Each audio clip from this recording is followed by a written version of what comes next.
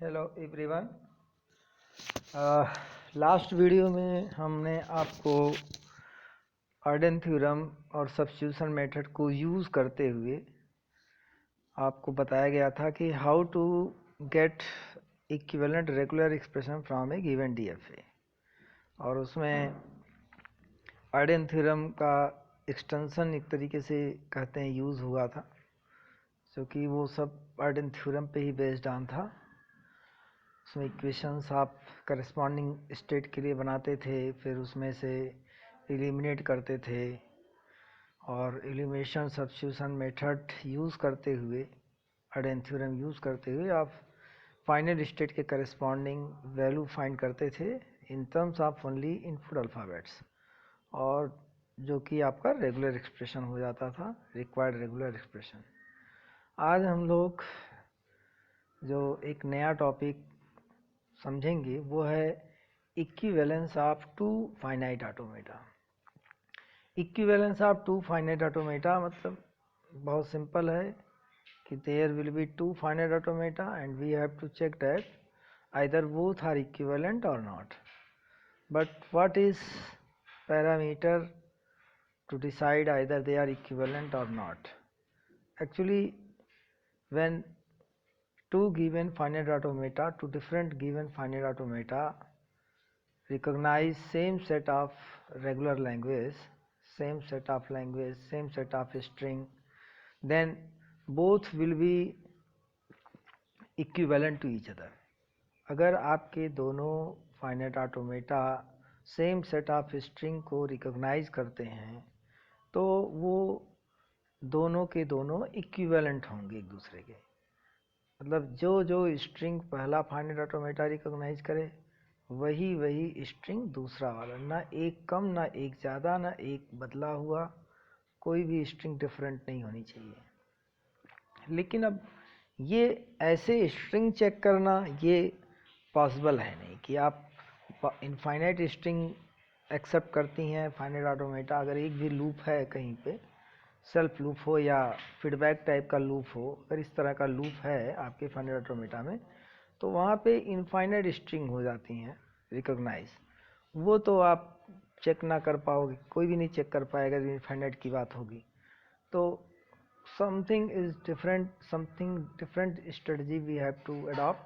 तो उसी के लिए यहाँ पे क्या किया गया है कि स्टेट को यूज़ करते हुए, स्टेट ट्रांजिशन फीचर को यूज़ करते हुए हम लोग पता करते हैं कि हाउ टू चेक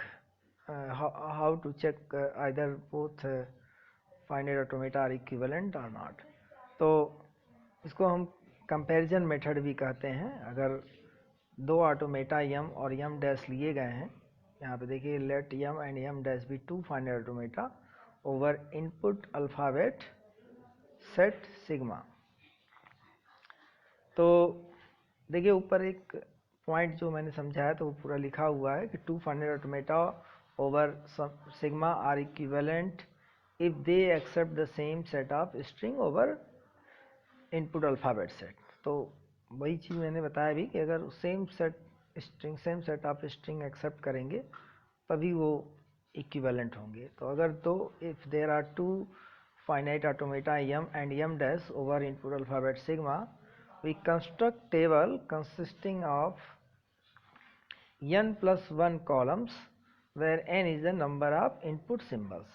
means कितने कॉलम्स बनेंगे। एक्चुअली में नेक्स्ट स्टेट जो कॉलम होता है, देखिए आप किसी भी फाइनाइट ऑटोमेटा के लिए जब ट्रांजिशन टेबल बनाते हैं तो उसका स्ट्रक्चर क्या होता है। स्ट्रक्चर में आप देखते हैं बहुत सिंपल है, आप यहाँ पे प्रेजेंट स्टेट लिखते हैं और फिर ये इनपुट अल्फ़ाबेट इस तरफ होता है, इस नाते सिग्मा स्लैश लगा के लिख देते हैं।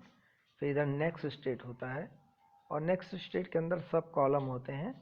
कितने सब कॉलम होते हैं exactly number of sub column is equal to number of input alphabet. तो अगर if we are using two input alphabet then there will be two columns and one column is for present state.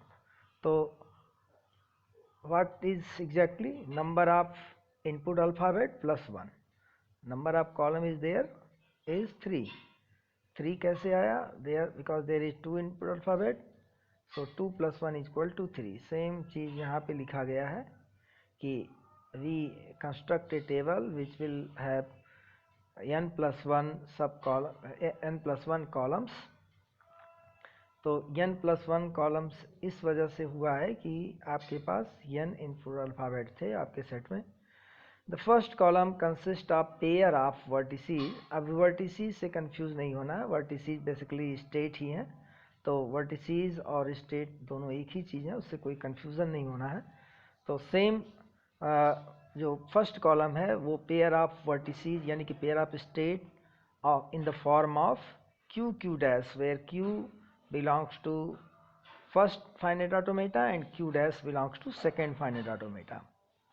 q belongs to m मतलब first automata and q dash belongs to m dash means second automata. तो ये pair form में आप normal जो table transition table बनाते हैं उसमें किसी भी फाइनाइट ऑटोमेटा के लिए, तो उसमें जो एंट्रीज होती हैं हर जगह आप देखते हैं केवल और केवल स्टेट होता है, because finite automata do only one job, that it transit from one state to another state on it, and transition depend upon present state and current input symbol. तो एंट्रीज इसी वजह से केवल स्टेट की होती हैं, तो because we have to compare here two different finite automata, so entries will be in the form of pair. First part will be belongs to first part of the pair belongs to first finite automata, second part belongs to second automata, और part क्या है यहाँ पे? वही state, क्योंकि finite automata में कोई confusion नहीं होना चाहिए कि ट्रांजिशन टेबल के अंदर सिर्फ और सिर्फ जो एंट्री होती है वो स्टेट के रूप में होती है। अब इसमें स्ट्रेटजी कैसे टेबल बनाते हैं? टेबल बनाने के लिए करना क्या है? टेबल आपका ऐसे ही सिंपल रहेगा, यहाँ पे प्रेजेंट स्टेट और इनपुट अल्फ़ाबेट, यहाँ पे नेक्स्ट स्टेट, और सब कॉलम्स इसके अंदर उतने ही बनेंगे जितने आपके इनपुट अल्फ़ाबेट हैं। जो एग्जांपल नीचे है उसमें CD इनपुट अल्फ़ाबेट है, इस नाते CD नाम से हमने लिख दिया। यहाँ पे एंट्री जो फॉर्म में होंगी, फर्स्ट एंट्री जो भी होगी वो first entry in the table will be pair of start state यानी कि initial state, first finite automata का इनिशियल स्टेट। अगर वो मान लीजिए Q1 है तो Q1 हो गया, दूसरे मान लीजिए Q4 अगर इनिशियल स्टेट है तो Q4। तो अब आप क्या करेंगे? Q1 के करेस्पॉन्डिंग C इनपुट पे आप देखेंगे कि Q1 प्रेजेंट स्टेट है, तो C इनपुट पे फर्स्ट ऑटोमेटा का ट्रांजिशन कहाँ पे हो रहा है, तो जो भी होगा वो आपका यहाँ पे आ जाएगा, इस जगह पे लिख दिया जाएगा। ऐसे सेकंड फाइनाइट ऑटोमेटा में जो इनिशियल स्टेट हो Q4 है, तो C इनपुट पे Q4 से कहाँ ट्रांजिट करके जा रहा है वो आप यहाँ पे लिख दोगे।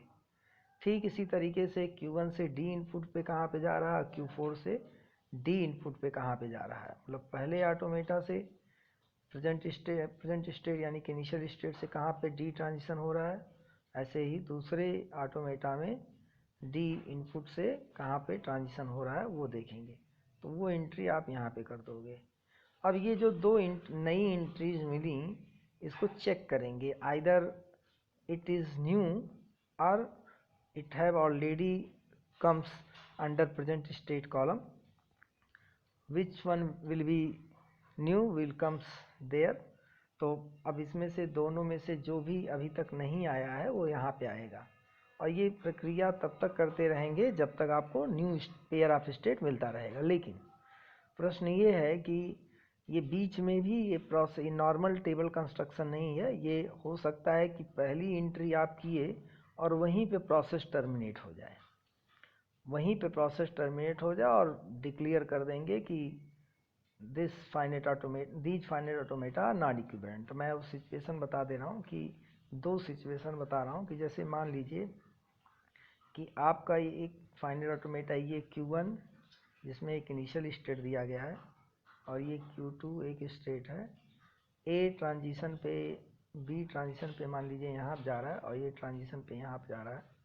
दूसरा हमने एक बनाया ऑटोमेटा जिसमें यहाँ पे मान लीजिए हमने Q3 लिख दिया और ये Q4 लिख दिया, और यहाँ पे A ट्रांजिशन पे B ट्रांजिशन पे मान लीजिए यहाँ पे जा रहा है और A ट्रांजिशन पे यहाँ पे जा रहा है, और इसमें ये मान लीजिए फाइनल स्टेट है। तो अब आप देखिए, जब टेबल की एंट्री करेंगे तो पहला इनिशियल स्टेट देखिए, पहले में Q1 है और दूसरे में इनिशियल स्टेट Q3 है। आप यहाँ Q1 Q3 लिखेंगे और दो सब कॉलम आपके बनेंगे ए बी इनपुट के लिए। Q1 Q3 ए इनपुट पे आपने जब चेक किया तो ए इनपुट पे इसमें देखिए Q1 मतलब Q1 से Q1 पे ही जा रहा है और दूसरे में Q3 से Q4 पे जा रहा है। अब यही एक एंट्री आप करेंगे और प्रोसेस टर्मिनेट हो जाएगा। प्रोसेस आपका यहीं पे टर्मिनेट हो जाएगा। क्यों टर्मिनेट हो जाएगा? कारण है, आप जो भी एंट्री यहाँ आप करेंगे उनको हर एक एंट्री करते वक्त चेक करेंगे। Either both are final state और बोथ आर नॉन फाइनल।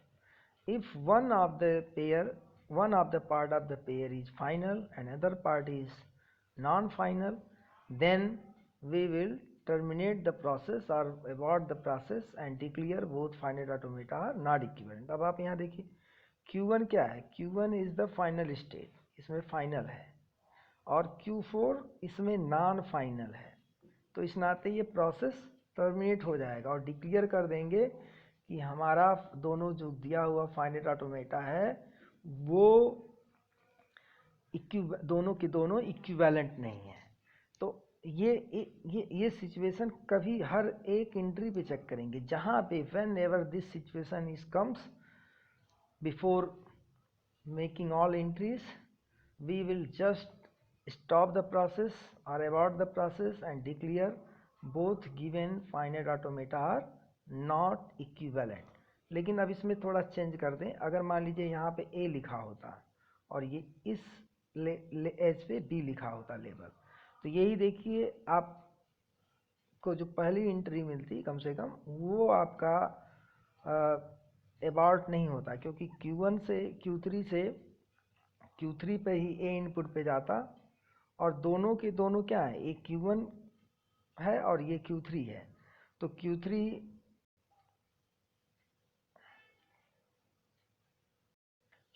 आपका ये Q3 क्या है, Q3 भी आपका फाइनल है, Q1 भी फाइनल है, दोनों के दोनों फाइनल है। तो प्रोसेस विल बी कंटिन्यू।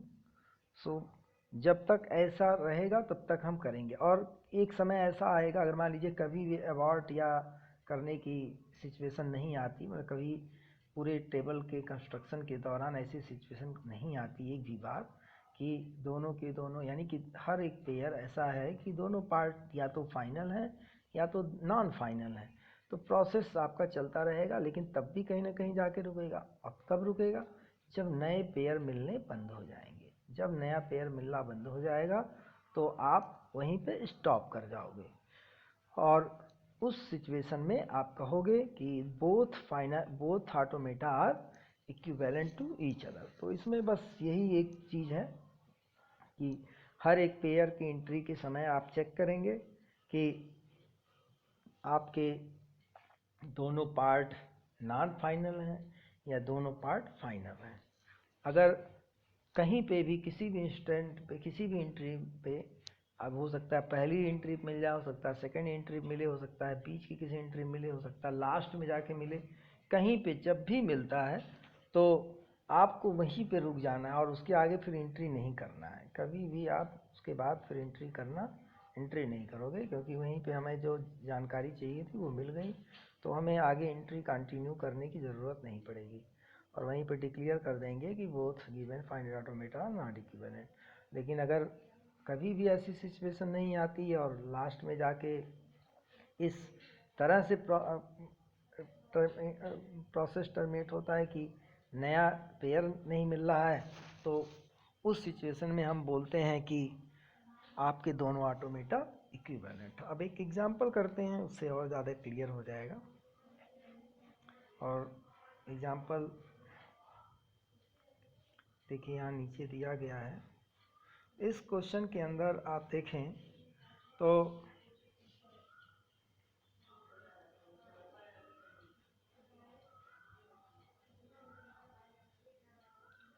इस क्वेश्चन में देखिए दो ऑटोमेटा दिए गए हैं और एक में इनिशियल स्टेट Q1 है और दूसरे में इनिशियल स्टेट Q4 है। और आप टेबल का स्ट्रक्चर ध्यान रखिएगा, ये प्रेजेंट स्टेट कॉलम है और ये नेक्स्ट स्टेट कॉलम है। उसके अंदर दो सब कॉलम है, एक C के करस्पॉन्डिंग एक D के corresponding.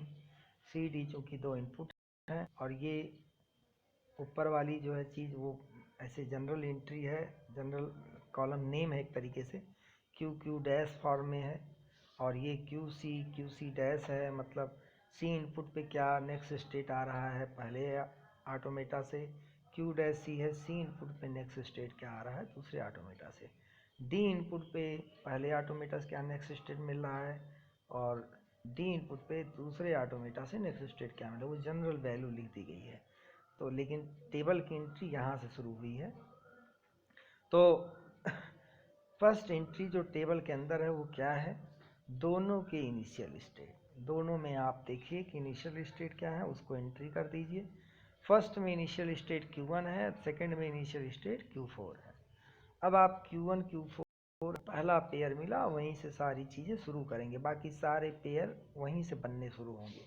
First pair will B pre determined, that is initial state of both automata, वो प्री डिटरमिन है। नेक्स्ट जो पेयर हैं वो आपको पता करने रहते हैं। तो Q1 से C इनपुट पे Q1 पे ही जा रहा है और Q4 से C इनपुट पे Q4 पर ही जा रहा है और दोनों के दोनों क्या है, दोनों के दोनों फाइनल स्टेट है। सो process will be continue. Q1 Q4 आप एंट्री कर दिए और प्रोसेस क्या हुआ, आगे बढ़ाना है। D इनपुट पे पहले में Q2 पे जा रहा है और दूसरे में Q5 पे जा रहा है, and both are non final state. Q2 and Q5 are both are non-final state.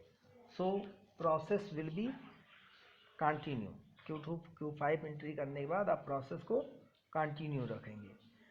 अब आप देखें Q1 Q4 आपका ऑलरेडी यहाँ पे आ चुका है तो उसको फिर दोबारा लाने की ज़रूरत है नहीं, लेकिन Q2 Q5 अभी नहीं आया हुआ तो Q2 Q5 आप यहाँ पे ले आके लिख देंगे और फिर अगेन उसी तरह से चेक करेंगे what is the next state from Q2 on input C। तो आप देखिए फर्स्ट ऑटोमेटा से आपको Q3 मिल रहा है और Q5 से C इनपुट पे जो नेक्स्ट स्टेट मिल रहा है वो Q6 मिल रहा है। So entry will be as a pair Q3 Q6।